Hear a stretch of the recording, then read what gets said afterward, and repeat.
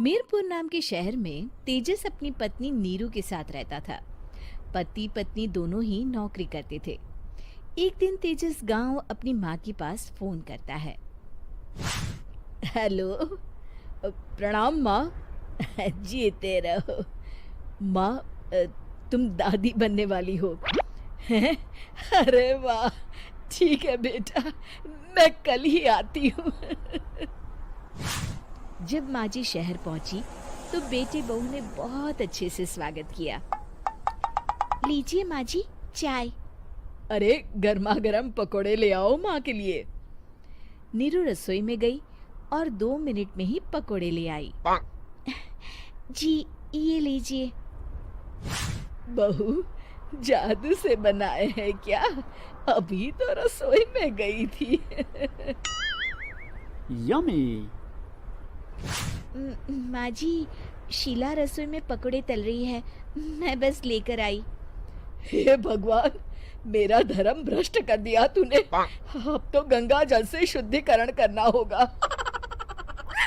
दूसरे दिन, माँ जी मैंने नाश्ता बना दिया है, ऑफिस जा रही हूँ।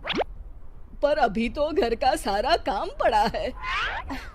शीला आती ही होगी, झाड़ू पोछा बर्तन कपड़े वो सब कर लेगी। हमारे जमाने में घर का सारा काम हम ही करते थे। जी माँ जी, आप बहुत होशियार हैं, मैं घर ऑफिस दोनों नहीं संभाल पाती। तो जरूरत क्या है घर से बाहर जाकर चाकरी करने की? वैसे भी घर का काम खुद करने से घर में बरकत आती है, समझी? पर माँ जी। पर वर कुछ नहीं, इस महीने की पगार मिले फिर ऑफिस बंद। हाँ।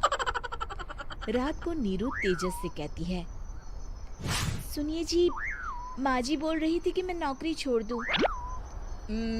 वैसे ठीक ही तो है, अभी तुम्हें आराम की जरूरत है। फिर भी आराम कहाँ, शीला को छुड़ाने के लिए बोल रही थी। तो अब 24 घंटे में इतना काम तो कर ही सकती हो। पर जॉब पसंद है मुझे, घर पर मन नहीं लगेगा।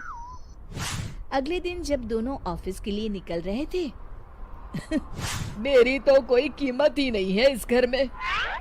माँ जी, आजकल महंगाई बहुत है, रहन सहन भी बदल गया है, दोनों नौकरी करते हैं तभी ठीक रहता है। अच्छा, तू कहना क्या चाहती है? मेरा बेटा तुझे बिठा के खिला नहीं सकता? तू ही इस घर का खर्च चला रही है, हैं? नहीं माँ जी, मेरा वो मतलब नहीं था। मतलब खूब समझती हूँ, ये बाल धूप में सफेद नहीं किए मैंने। हाँ। अब तो ये रोज का काम हो गया था। तेजस भी रोज की झिकझिक से परेशान हो गया था। एक दिन उसने कहा, नीरू, वैसे भी तुम्हें मैटरनिटी लीव मिलने वाली है, तो अभी से ही छुट्टी ले लो। पर क्या, मेरी सैलरी अच्छी खासी है।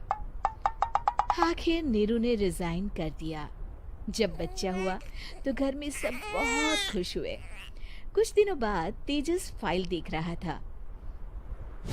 क्या हुआ तेजस, कुछ परेशान लग रहे हो? अब हाँ, वो हमारी जितनी सेविंग्स थी वो तो हॉस्पिटल में और छठी के फंक्शन में खत्म हो गई है नीरू। और अभी वैसे मंदी चल रही है तो मैं बोल रही थी कल मुन्ना को हेपेटाइटिस का टीका लगवाना है। नीरू, क्या पोस्टपोन नहीं कर सकते? नहीं जी, बिल्कुल नहीं। अब तेजस को समझ में आ रहा था कि उससे गलती हुई है। पैसों की कमी का असर घर के माहौल पर भी पड़ रहा था। अगले दिन, बेटा मेरा चश्मा और ये दवाइयाँ ले आना, पर्चा देते हुए माँ जी ने कहा। जी। तेजस, मुन्ना के लिए दूध का डिब्बा और डायपर भी ले आना, और ये किराने के सामान की लिस्ट है, इसे भी लाना है। तेजस गुस्से में लिस्ट मरोड़कर फेंकता है और चिल्लाता है, पैसे क्या पेड़ पर उगते हैं? ये ले आना, वो ले आना। अरे पर ये जरूरत का सामान ही है। वो गुस्से में बिना कुछ कहे ऑफिस चला गया। अरे अरे लंच तो ले जाइए। नीरू दौड़कर डिब्बा पकड़ाती है एक दिन खाना खाने के बाद, नीरू, अब तो मुन्ना कुछ बड़ा हो गया, तो अब तुम वापस ज्वाइन कर लो ना जॉब। पर इस रिसेशन में जॉब मिलना बहुत मुश्किल है। ट्राई तो करो। फिर मुन्ना, माँ जी है ना, और एक फुल टाइम मेड भी लगा लेंगे। पर माँ जी, उन्हें तो पसंद नहीं।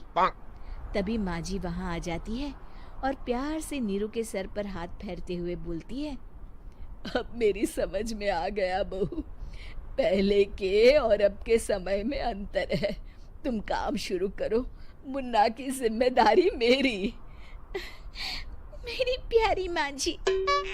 ये कहकर नीरू उनके गले लग गई। शिक्षा, परिवर्तन संसार का नियम है, हमें भी समय के साथ चलना चाहिए। उम्मीद है कि आपको हमारी ये कहानी पसंद आई होगी। कृपया हमारे चैनल को सब्सक्राइब करें और सभी अपडेट्स के लिए बेल आइकन जरूर क्लिक करें। और हाँ, वीडियो लाइक और शेयर करना मत भूलिएगा। Bye bye.